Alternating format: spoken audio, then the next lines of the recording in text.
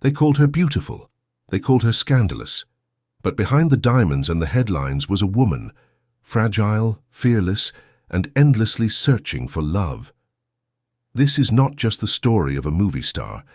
It's the story of a soul who lived 1,000 lives and taught the world what it means to survive them all. Her name was Elizabeth Taylor. The story of Elizabeth Taylor doesn't begin with fame. It begins with destiny, a destiny so luminous, so defiant of time, that even decades after her final curtain, her presence still shimmers across Hollywood like stardust refusing to fade. Long before she was the world's most photographed woman, before the diamonds, before the scandals and triumphs, Elizabeth Rosamond Taylor was simply a girl with eyes too violet for reality, born into a world about to change forever. It was February 27th, 1932, in Hampstead, a leafy suburb of London. The world was still recovering from the Great Depression, and cinema was just beginning to find its voice through sound. In that uncertain time, Sarah and Frances Taylor welcomed their daughter into the world, unaware that she would soon become the symbol of beauty, resilience, and glamour for generations to come. Her parents were Americans living abroad, her mother, a retired stage actress, and her father, an art dealer. From the moment she opened her eyes, those famously violet eyes, people whispered that she was different, as if she was born already belonging to the screen.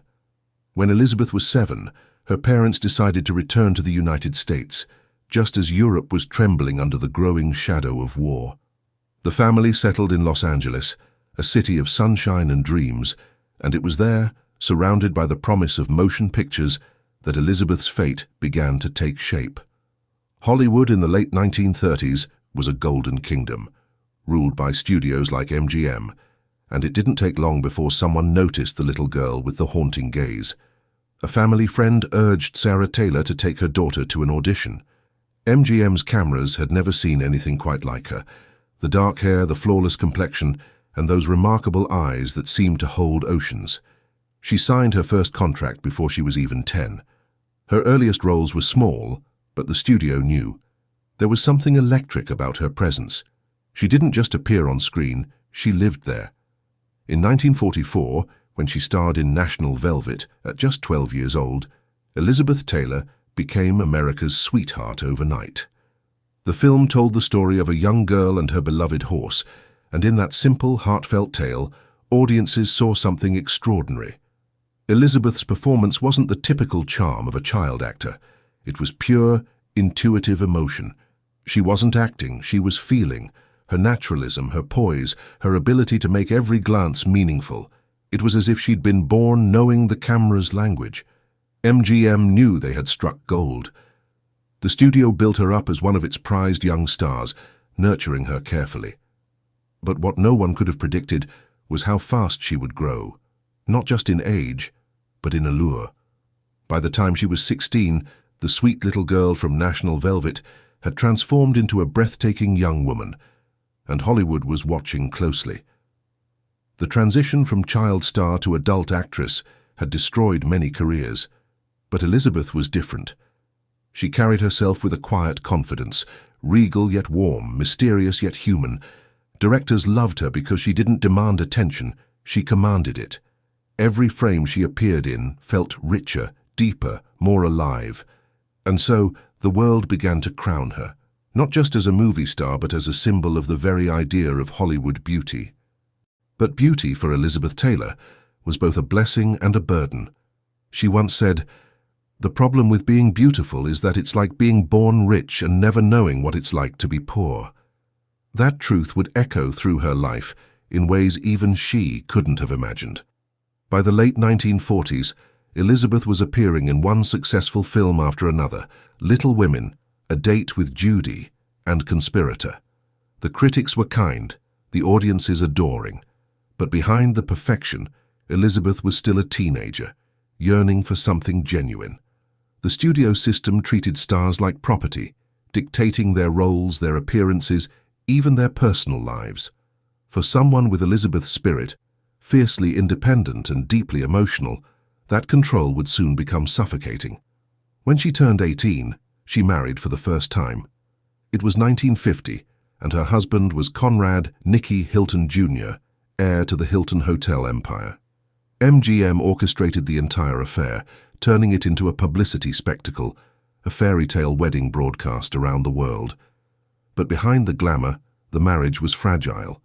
Nicky struggled with addiction and temper, and within months Elizabeth filed for divorce. She was barely out of her teens, and already Hollywood had turned her private heartbreak into headlines. That would become a pattern throughout her life, every joy magnified, every sorrow exposed. Yet she never hid from it.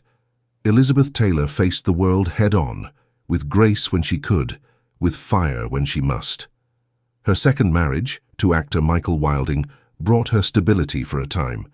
They had 2 sons together, and Elizabeth embraced motherhood with tenderness. Yet as her family grew, so did her career. By the early 1950s, she was no longer just a beautiful face. She was a leading lady in films like A Place in the Sun, 1951, where she starred opposite Montgomery Clift. Their chemistry was undeniable, gentle, tragic, and magnetic. The film became one of the great romantic dramas of its era, and critics hailed Elizabeth's performance as her artistic breakthrough. Off-screen, she and Clift formed a deep, lifelong friendship. He was fragile, sensitive, and plagued by self-doubt, and Elizabeth, with her nurturing heart, became his protector. Years later, when he was badly injured in a car crash outside her home, it was Elizabeth who ran barefoot into the wreckage to save his life, pulling broken teeth from his throat so he wouldn't choke. It wasn't for show. It was instinct. That's who she was. Dramatic, yes, but deeply human. As the 1950s unfolded, Elizabeth Taylor became something larger than life. Films like Giant, 1956, Cat on a Hot Tin Roof, 1958, and suddenly Last Summer, 1959, cemented her as both a critical and commercial powerhouse. She could play the Southern Belle, the tortured wife, the sensual icon, and she made it look effortless. Each role seemed to reflect a different piece of her own inner storm. But with fame came the constant noise of gossip. Her personal life, her marriages, her tragedies became front-page news, and the world couldn't look away. When her third husband, producer Mike Todd, died suddenly in a plane crash in 1958, Elizabeth was devastated. He had been the great love of her life, and the loss nearly broke her. For months, she withdrew, shattered by grief. Yet even in pain, she remained under the spotlight, her mourning becoming public theatre for a world that couldn't help but watch. In that moment, America saw not just a star, but a woman who felt deeply. Elizabeth Taylor's tears weren't scripted. They were real, and that honesty made her beloved in a way few stars have ever been. She wasn't perfect, and she didn't pretend to be. She loved passionately, she hurt openly, and she lived fearlessly. By the time the 1960s approached, Elizabeth Taylor was no longer just an actress. She was an icon. The violet-eyed girl who once rode horses in national velvet had grown into the most glamorous woman in the world. But what came next? The film that would change her career, her life, and Hollywood itself, was something no one could have predicted. That story of Cleopatra, of scandal, of rebirth, would define her forever. But for now, in the glow of the 1950s, Elizabeth Taylor stood at the height of her power, both adored and misunderstood. The girl from Hampstead had conquered Hollywood, and yet, deep within, she was still searching for love, for peace, and for something that glittered brighter than fame. Because for Elizabeth Taylor, the real story was never just about the diamonds she wore. It was about the woman who shone brighter than all of them combined. By the dawn of the 1960s, Elizabeth Taylor had lived a life most could only dream of, and endured tragedies most couldn't bear. She had known triumph and loss, fame and heartbreak, and through it all, she remained radiant. Not because she was untouched by pain, but because she shone through it. The Hollywood studio era that had raised her was beginning to crumble, giving way to a new generation of filmmaking, and yet Elizabeth stood as its last great goddess, timeless, untamed, and unmatched. In 1960, she became the highest-paid actress in the world. She had already proven her talent in Cat, On a Hot Tin Roof, and Suddenly last summer, but when she won her first Academy Award for Butterfield 8 in 1961, she accepted it not as a victory but as survival. That year she had nearly died from pneumonia. Newspapers had already prepared her obituary, and the world had collectively held its breath. When she recovered, people called it a miracle.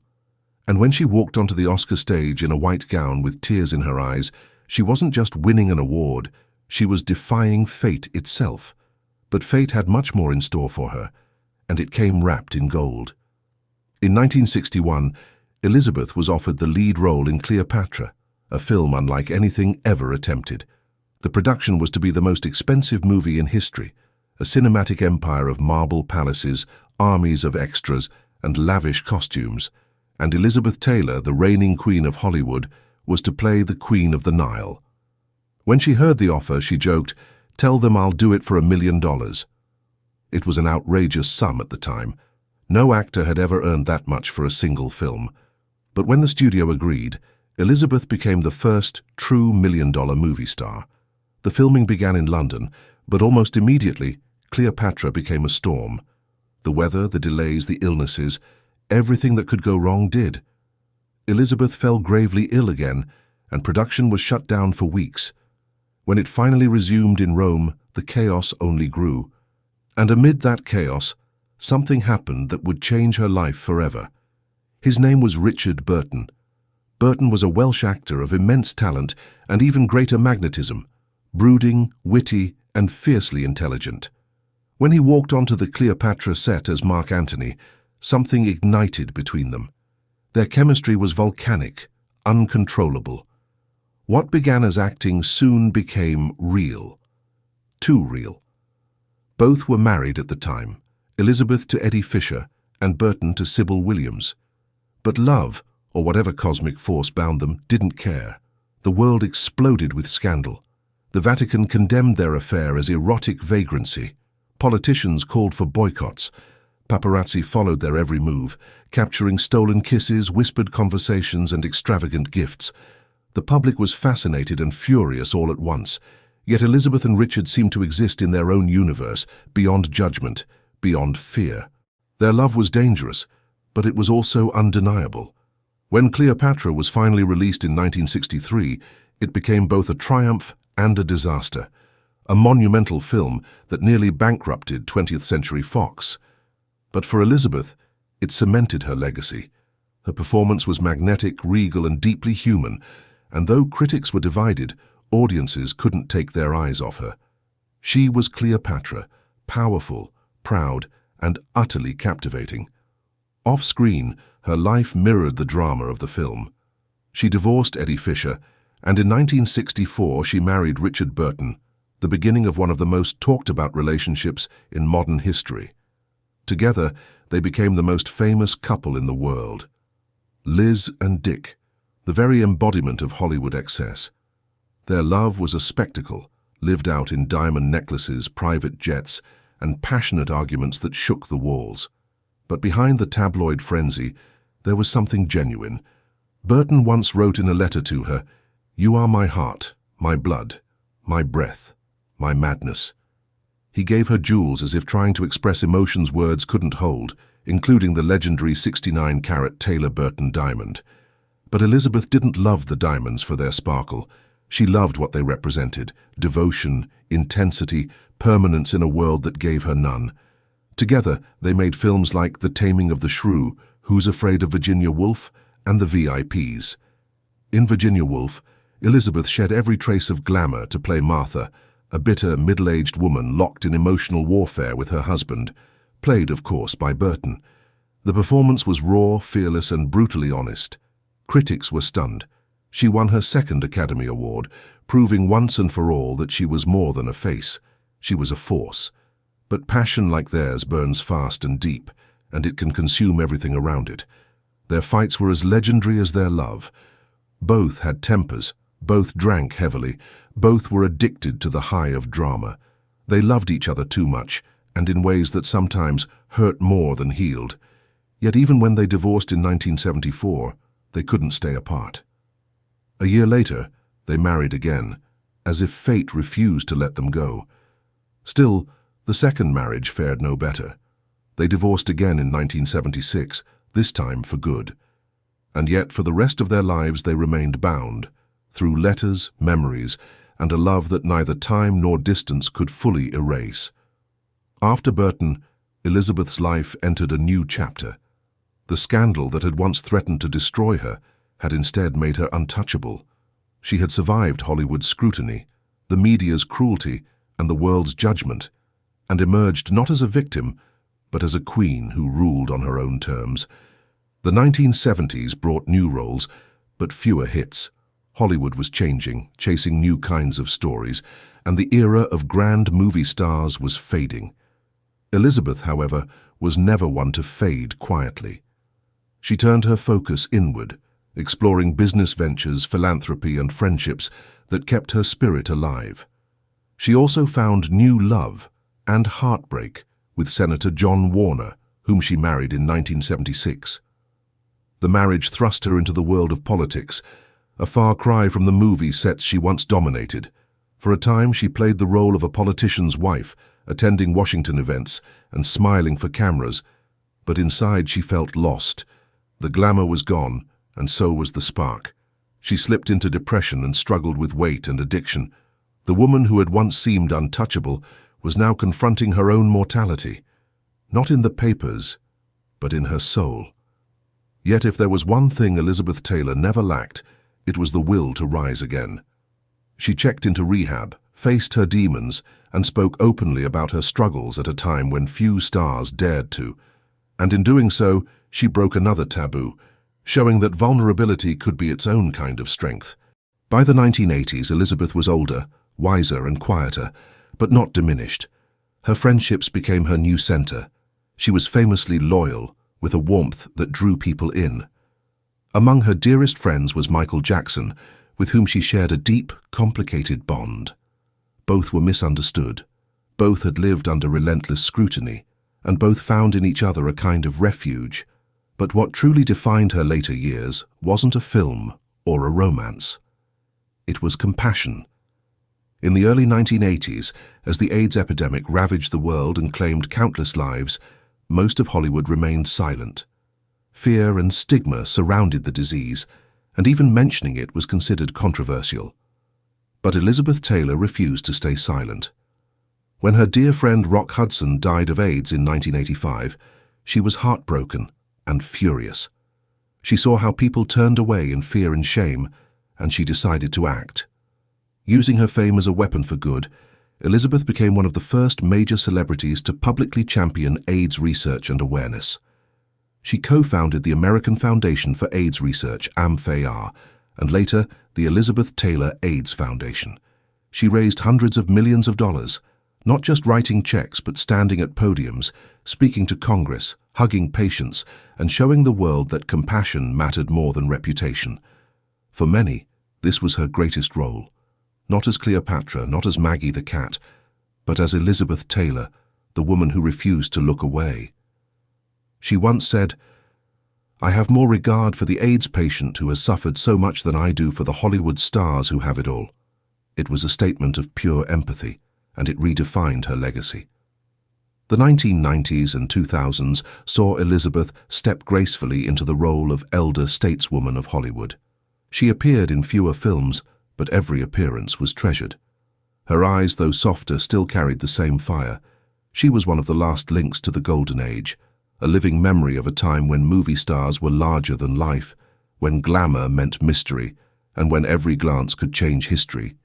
Yet she never lost her humor, her humility, or her love of life. When asked once what kept her going through all the heartbreaks, she smiled and said, "I've been lucky. I've had a lot of lives. And I'm still living." Time has a way of softening even the brightest stars. The lights that once burned hottest begin to dim. The applause fades, and the curtain slowly draws to a close. But for Elizabeth Taylor, the light never truly dimmed. It simply changed its hue. In her final decades, she was not the ingenue, not the scandalous lover, not even the movie queen. She was something rarer, a survivor, a symbol, and a woman who had lived through every storm with her crown still intact. By the late 1990s, Elizabeth had long since stepped away from the frantic pace of Hollywood. The world had changed. The red carpets she once ruled were now crowded with new faces, new dreams, new kinds of fame. Yet whenever she appeared, be it at an award ceremony, a charity gala, or simply in an interview, time seemed to pause. Her violet eyes still carried that same fire.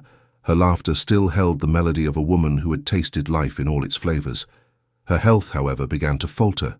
The years of illness, surgeries, and heart problems had taken their toll.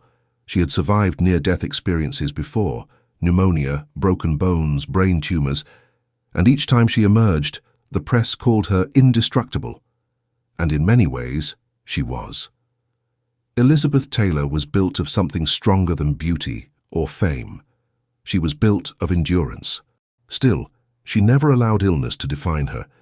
Even from a wheelchair in her later years, she radiated elegance. She wore diamonds not as vanity, but as armor, reminders of all she had fought through. "You just do it," she once said. "You get up, you put one foot in front of the other, and you keep going." That was her secret. Not magic, not perfection, but courage. Her family had grown around her like a circle of light. She adored her children: Michael and Christopher from her marriage to Michael Wilding, Liza from Mike Todd, and Maria, her adopted daughter. She was fiercely protective of them, and in private she was nothing like the image the tabloids created. Friends described her as disarmingly funny, down-to-earth and deeply caring. She cooked, she laughed, she told stories of the old days, often mocking her own legend with a sparkle in her eyes. "I'm just a broad with a lot of diamonds," she would joke. But everyone knew she was so much more. Her relationships after Richard Burton were quieter, but not without warmth. She had more marriages, yes, but each came with lessons, and none defined her as completely as her own self-discovery. By her later years, she no longer sought validation from others. She had learned to be at peace with her own contradictions: the glamour and the grit, the diva and the humanitarian, the sinner and the saint. She once said, "I've been through it all, baby. I'm Mother Courage." And she meant it. What truly defined Elizabeth Taylor in her later years was her unwavering dedication to helping others. The Elizabeth Taylor AIDS Foundation grew into one of the most respected charities in the world, funding care, research, and education. She didn't just lend her name, she lent her heart. She attended meetings, wrote letters to world leaders, and comforted patients herself. At a time when fear and prejudice isolated so many, she embraced those whom the world rejected. She became the voice of compassion in an industry often driven by image. In speeches, she spoke not as a star, but as a woman who had seen too much suffering to stay silent. "It is bad enough that people are dying of AIDS," she said, "but no one should die of ignorance." Those words echoed across the globe and helped change the conversation around the disease. Even in her 60s and 70s, when most of her contemporaries had retired into quiet obscurity, Elizabeth Taylor was still fighting, not for herself, but for others. In recognition of her work, she received countless honors: humanitarian awards, lifetime achievement tributes, and even the Presidential Citizens Medal. But the recognition never mattered as much to her as the people she helped. "The real reward," she said, "is knowing you've made a difference in someone's life." By the 2000s, Elizabeth had become something rare, a living legend who had outlived her own mythology. The Hollywood she came from was long gone. The grand studio sets had been replaced by digital screens, the mysterious allure of stars replaced by instant access and constant exposure. Yet, when people looked back on that golden age, one name still shimmered brightest.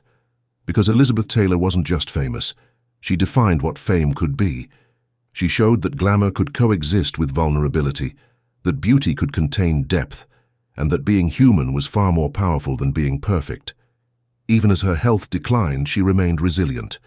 In 2009, she underwent another major surgery for heart failure, but bounced back once again, joking with reporters and posting messages of love to her fans. She never lost her humor or her sense of gratitude. "I've had an amazing life," she said in one of her final interviews. "I wouldn't change a thing, not the pain, not the joy. It's all part of the story." And what a story it was. one that stretched across 8 decades from the golden age of MGM to the dawn of the digital world. She had witnessed the rise and fall of empires, both on-screen and off, and through it all, she remained a constant, bold, unapologetic, unbreakable. When Elizabeth Taylor passed away on March 23, 2011, at the age of 79, the world stopped for a moment. News anchors, fans, and friends spoke not just of her movies, but of her heart. The Vatican that once condemned her mourned her, the industry she once ruled bowed its head, and those who loved her, from Hollywood legends to ordinary people, felt as if a light had gone out in the world. Yet in truth, that light didn't go out. It simply moved into every life she touched, every charity she built, every moment of courage she inspired. Her funeral was simple, elegant, and private, just as she wanted. She was buried at Forest Lawn in Glendale, near her friend Michael Jackson. True to her humor and spirit, she arrived fashionably late to her own funeral.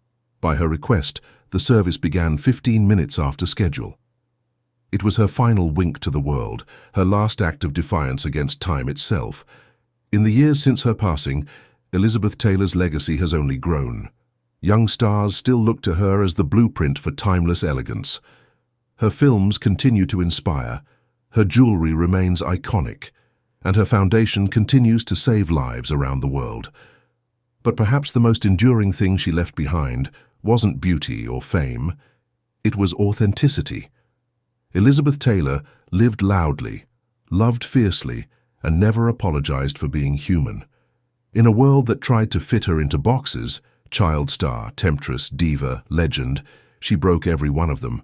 She proved that a woman could be complex, contradictory, and complete all at once. She was proof that true beauty isn't flawless, it's fearless. And so, as the decades pass and new stars rise and fade, Elizabeth Taylor remains. Not as a memory, but as a symbol of courage, of compassion, of the eternal glamour that lives not in diamonds but in the heart. Because in every sense of the word, she was, and will always be, Hollywood's last true queen. The camera fades, the music swells, and in the soft glow of 1,000 flickering lights, we see her once more, eyes shimmering like amethyst, smile caught between mischief and grace, turning toward the lens as if she still knows we're watching. And we are. We always will be. For in the grand story of cinema, there are stars, there are legends, and then there is Elizabeth Taylor, the woman who became both light and shadow, who loved until it hurt, who lived until the very end, and who taught the world that beauty, in its truest form, is eternal.